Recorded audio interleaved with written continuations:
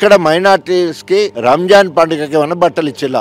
రాహుల్ గాంధీ ఏమో రాజ్యాంగాన్ని సంకల పెట్టుకొని తిరుగుతాడు. ఈ రోజు ఏ ముఖం పెట్టుకొని జూబ్లీ హిల్స్ లో వారు దళితులను ఓట్లు అడుగుతారు. ఏం చేసినని. భారతదేశంలో ఎక్కడ కూడా దళితుల జీవన విధానము, స్థితిగతులు, అదేవిధంగా వారు ఏ రకంగా సాంస్కృతికంగా వాళ్ళ కళలేంది, ఆ రకంగా వారందరినీ వారి స్థితిగతులను తెలుసుకొని ఇక్కడి నుంచి వెళ్ళి ఒక అధ్యయనం చేసి ఆ రిపోర్ట్ గవర్నమెంట్కి ఇస్తే వెళ్ళాలనే ఉద్దేశంతో, ఒక సదుద్దేశంతో భారతదేశంలోనే మొట్టమొదటిసారి తెలంగాణ రాష్ట్రంలో సెంటర్ ఫర్ దళిత్ స్టడీస్ అనే పేరుతోటి దాదాపు 32 కోట్ల రూపాయలు వెచ్చించి భవనం కట్టించి 2 ఏళ్ళు అయితే 2 ఏళ్ల కాలంలో దానికి మరి ఉపయోగించుకోకుండా ఈరోజు శిథిలావస్థకు లోపల ఫర్నిచర్ కావచ్చు, బుక్స్ కావచ్చు, శిథిలావస్థకు చేరే పరిస్థితి ఉన్నది.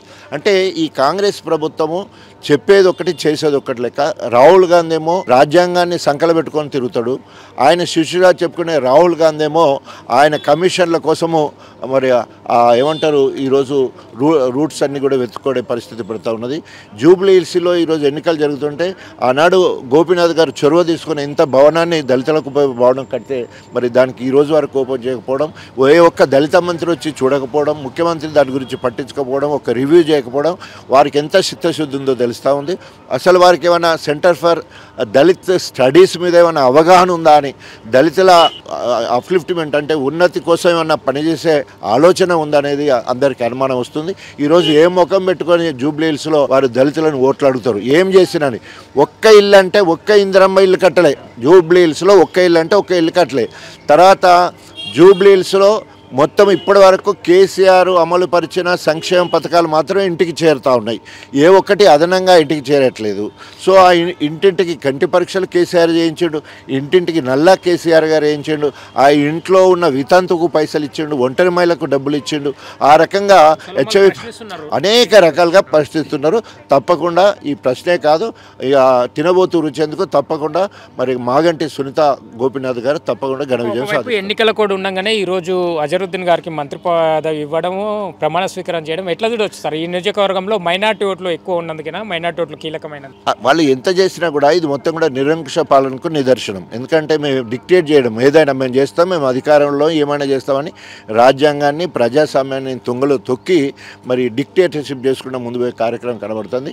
ఎంత చేసినా కూడా మైనార్టీస్ వాళ్ళు నమ్మే పరిస్థితి లేదు. ఎందుకంటే పోనీ ఇక్కడ మైనార్టీస్కి రంజాన్ పండుగకి ఏమైనా బట్టలు ఇచ్చేలా, దసరాకు లేదు, లేదు క్రిస్మస్ కూడా లేదు పరిస్థితి. అంటే కళలను, సంస్కృతిని ఏమాట గౌరవించే పరిస్థితే లేరు.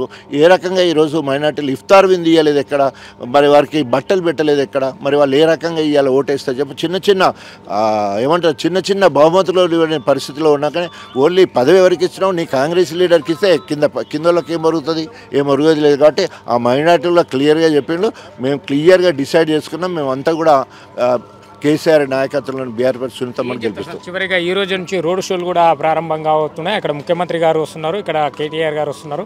ఎలా ఉండబోతుంది ఈ వారం రోజులు? ఇక అదే ఏదైనా కూడా 600 అయినా కూడా గెలిచేది బీఆర్ఎస్ పార్టీనే. సునీతమ్మ గొప్ప భారీ మెజార్టీతో గెలిచారు. ఎందుకంటే ఇప్పటి వరకు మరి జూబ్లీ హిల్స్లో ప్రజలకు అందుతున్న సంక్షేమ కార్యక్రమాలన్నీ కూడా కేసీఆర్ ప్రవేశపెట్టినాయి. అదనంగా ఒక పైసా ఇవ్వలేదు కాబట్టి వారికి అదనంగా ఒక ఓటు పడే పరిస్థితి లేదు. బీఆర్ఎస్ పార్టీ కేసీఆర్ గారి నాయకత్వంలో సునీతమ్మ గెలుస్తుంది.